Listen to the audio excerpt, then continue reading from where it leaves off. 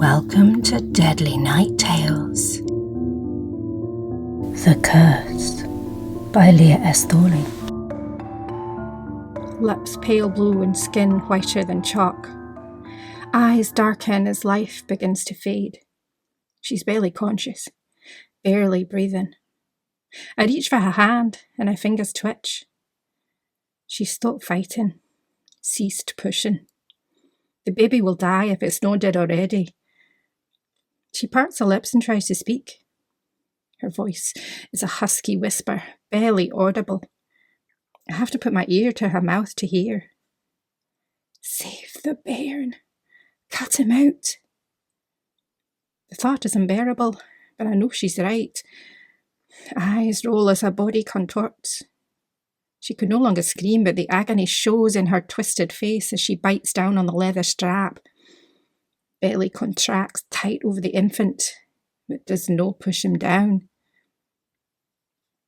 Women fussed around at first. A room full of action, heated water, cloth, straw, hands everywhere, many voices all instructing. Now there were only three. The midwife, our elder sister, and me. An entire day and night, and still the child will no come. He hasn't turned, the midwife had said. There was pressing and pummeling, but turn him they could not. Another dawn is breaking. Outside, pacing feet crunch on damp grass. At least the rain has stopped. Men's voices talk in hushed tones. I wish I could make them out. Mary, you must ask her husband how it should be. The midwife is looking at her sister and shaking her head. Mary pushes open the door. Light streams in for an instant and then it's gone again. My younger sister arches her back where she lays and gasps. The door opens and Mary comes back in. She nods. Knife. The midwife is moving fast now. I pass her the implement. It glints like an instrument of torture in the dim light of the candle. Skirts pushed up, blade presses down. Blood is gushing now and Fiona is screaming again. My younger sister is begging us to make it stop. Then it does. She sinks back into the straw mattress, drawstrings creak and wooden frame heaves. She's gone. Blood darkens but still pours. I begin to cry. I didn't mean to, but I can't stop. Shut up, Katrina! Mary slaps me, and then I am quiet. Bellowing outside. An angry roar echoes through the hut and down the valley. The door bursts open. The midwife tells him to get out, but he keeps on coming. Witch! He's pointing at me, fists clenched and eyes blazing. You're their devil's work, unnatural creature. Leave her, Angus. Fiona asked her to come. Mary is my defender. I'm astonished but grateful. I grasp my shawl and offer to go, but there's no reasoning in him. He lunges forward, face purple and lips wet with spittle. I try to run, but his arms clamp around my waist and my legs are in the air. I kick and bite at his hands, but his grip is firm. You murdered my wife. She was my sister. I loved her. He hauls me out into the open air. I want to see the child, to hear it cry, to know if it lives. I can't escape. I wriggle and struggle, but his arms are tighter than a noose. Villagers are gathered outside the hut. Men, women, children, all waiting for news. Angus throws me to the ground and spits on my face. I scramble, but before I can find my feet, his foot connects with my gut and I collapse. Lungs empty and stomach cramped, I can't move. The little witch cursed my wife. His voice sounds almost proud as he stamps a foot on my back and flattens me to the floor. My face is in the dirt, mud seeping into my mouth. I choke for breath. She told me Fiona would die if she had another child, and now she's dead. Women gasp and children titter. Men glare at me and someone throws a stone at my head. It was a dream, I beg.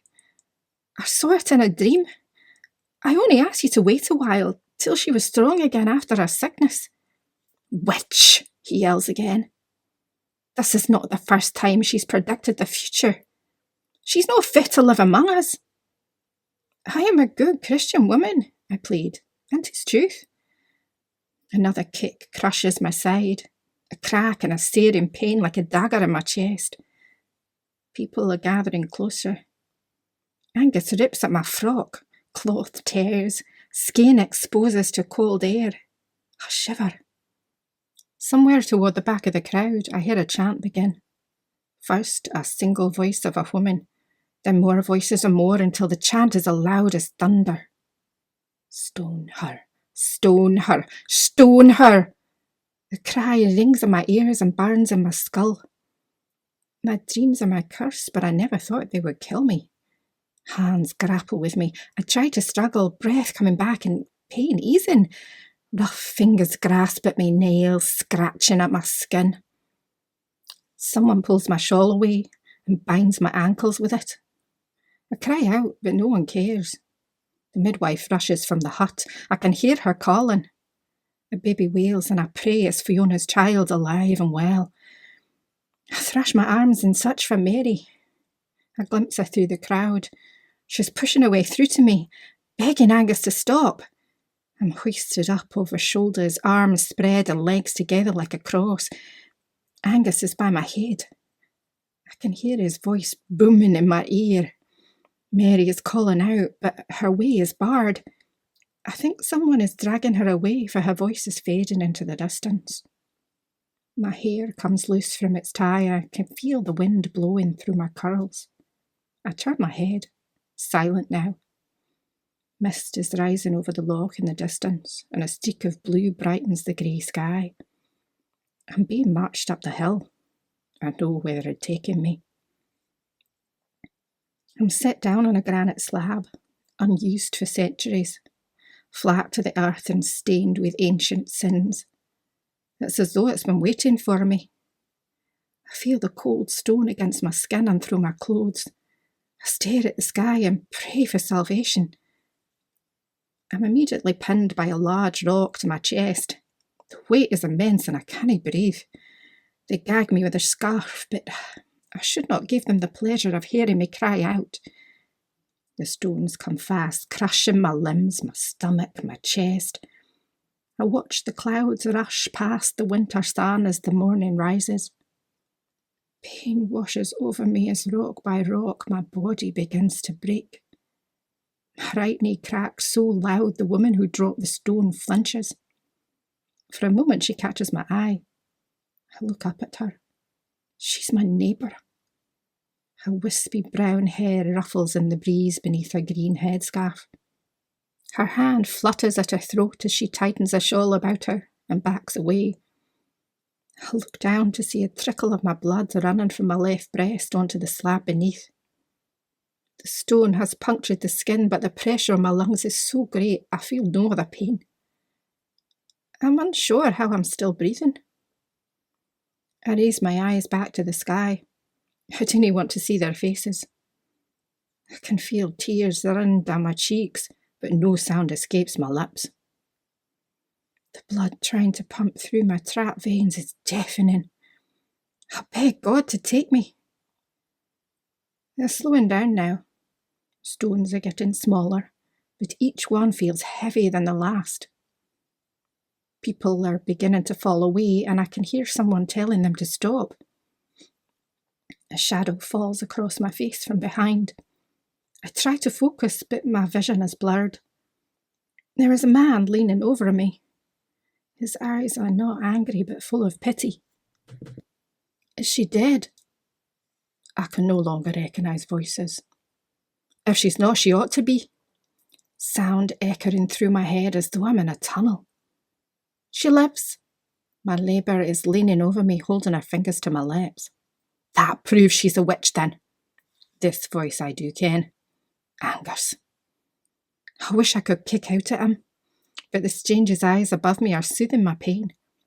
I've never been afraid of death, and now I'm almost at peace. The sky is the clearest blue I've ever seen now. Faces begin to swim in front of me, but the man's eyes stay in focus. I want to reach out and touch him. His hair is the colour of rust, and his face so gentle I weep no longer from pain but for his presence. He smiles down at me, just as the light in my eyes grows dim. How my hammock came free I didn't know. The pain's gone now. I look around. Talking has stopped and the eyes are full of fear and wonder as they stare at me, standing before them. A woman drops to her knees and weeps. Another crosses herself and lowers her eyes. I look down at my broken body beneath the stones. I turn and walk away.